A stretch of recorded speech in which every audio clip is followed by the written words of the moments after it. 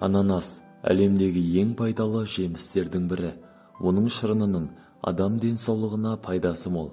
Бүгін біз сіздерге бұл тропикалық жемістің пайдасы туралы айтып береміз. Иммунитетіңізді көтереді. Ананас шырынының құрамында дәрумендер мен органикалық қышқылдар көп. Олар ағзаның әлсіреуінен және түрлі аурулардан құтқарады. Көздің көруін жақсартады. Құрметті оқырмандар, қазақ тілді арнаның дамуына үлес қосыңыздар. Арнамызға жазылып, лайк басып, қоңыраушаны басуды ұмытпаңыздар. Сіздердің кішкене әрекеттеріңіз бізге үлкен қуаныш және шабыт сыйлайды. Видеоны соңына дейін көріңіз. Ананастың адам денсаулығына тигізетін пайдасы жайлы көптеген ақпараттар айтылатын болады. Ананас көздің көруін жақсартады. Құрамында бета-каротин және А дәрумені бар тағамдардың көзге пайдасы көп екені бәріңізге мәлім. Тіпті қартайғанда да көру қабілетіңіз бұзылмайды. Қызыл иекпен тісіңізді қатайтады. Сонымен қатар, ананаста қызыл иегіңіз бен тісіңізді қатайтатын С дәрумені бар. Ол пародонтоз ауруынан аман сақтайды. Буын ауруларына көмектеседі. Егер буындарыңыз ауырып жүрсе, ас мәзіріңізге ананасты қосыңыз, өйткені оның құрамында бромелайн ферменті бар. Жүрегіңізге де пайдалы. Жүрек, қан тамыр ауруларының алдын алу үшін анда-санда болса да ананас жеп тұрыңыз. Қан қысымын төмендетеді. Бұл жемісте калий бар. Ол гипертонияға қарсы күреседі. Сүйектеріңізді қатайтады.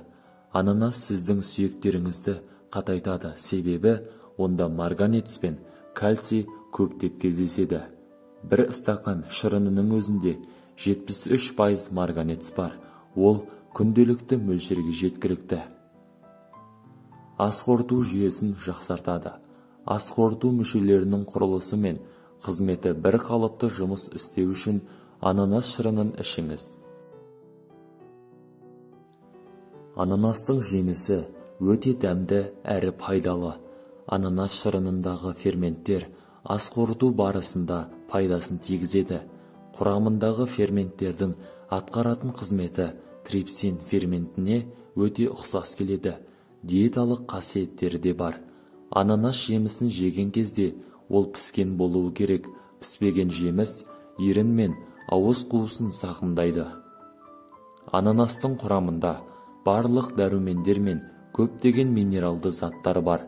Ананастың құрамындағы минералды заттар калий, темір, мыс, мырыш, марганец, магний, кальций және йод бар. Ананас қан қысымын төмендетуге және қан тамырларының қызметін жақсартуға қызмет етеді. Ананастың көптеген аурулардың алдын ала хабарын алуға тигізер көмегі де аз емес. Ағзадағы ас қорыту жүйесінде ақаулар пайда болса, бір стакан ананас шырынын ішіп, аздаған мөлшерде жемістен жеген абзал. Ананас шырыны асқазан сөлінің белсенділігін арттырады. Егер етті тағам жеген болсаңыз, онда ананас шырынын ішіп, жемісін жеуді ұмытпаңыз. Ол еттің оңай қорытылуына көмектеседі. Ананастың тағамдық қуаттылығы төмен, небәрі 100 граммға 48 калория болады. Ал құрамындағы калий тұзы ағзадағы артық сұйықтықтар мен заттарды кетіреді. Бірнеше келіге дейінгі артық салмақтан арылтады. Ананастан жасалған десерт денедегі артық майларды жағуға және зат алмасу процесін дұрыстауға өз ықпалын тигізеді. Қазіргі таңда көптеген зерттеуші дәрігер мамандар ананастың құрамындағы ферменттердің көмегімен рак ауруларын, қатерлі ісік ауруларын емдеу ісінің тиімділігін арттыру мақсатында жұмыстар жасауда.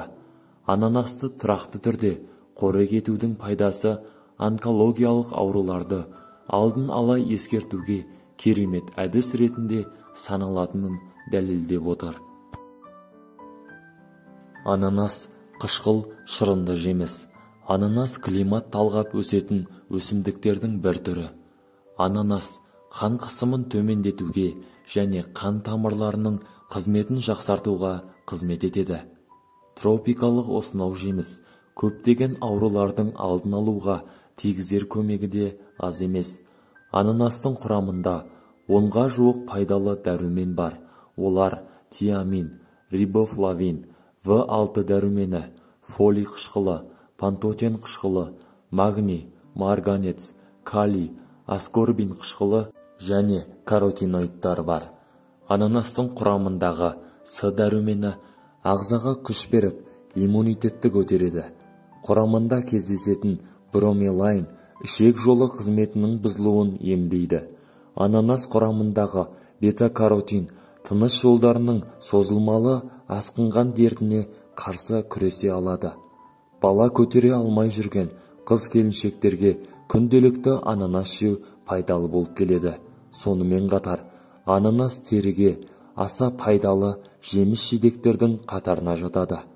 100 грамм ананастың 80% дәруменге толы, әсіресе С дәрумені өте көп болып келеді.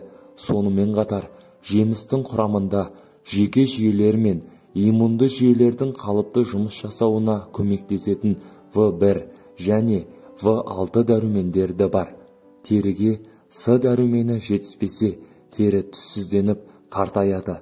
Егер дәрумен ағзада жеткілікті болса, тері нұрланып, сұлу көрінеді. Сонымен қатар, қабынуға және терідегі түрлі жаралардың тез жазылуына әсер етіп, қан тамырларының қызметін жақсартады. Ананас терідегі қара дақтар мен бөртпелердің кетуіне көмектеседі.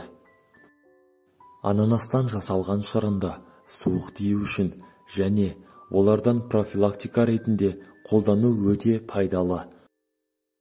Бұл вирустық инфекциялардың негізгі жауы болып табылатын С дәруменінің жоғарылауы туралы. Осы мақсатта сіз шырынды дербес және лимон коктейлі ретінде қолдана аласыз. Ананас шырынын стаканға 1 шай қасық лимон қосыңыз. Мұндай суыққа қарсы дәрі-дәрмекті күніне 3 рет ішіп, бірнеше күн ішінде кез келген аурудан арылуға болады.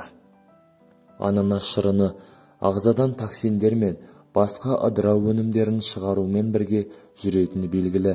Нәтижесінде метаболизм жеңілдейді.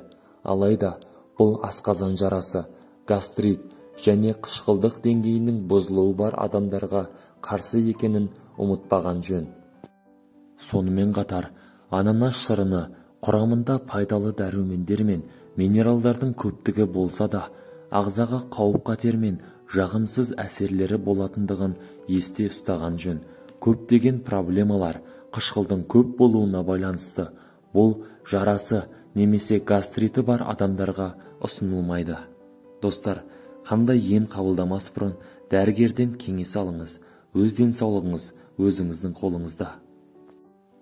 Видео пайдалы болған болса, арнамызға жазылып, қазақ тілді арнаның дамуына үлес қоссаңыздар. Жақындарыңыз бен достарыңызға жіберулеріңізге болады. Денсаулықтарыңыз мықты болсын. Ешқашан ауырмаңыздар. Сау болыңыз.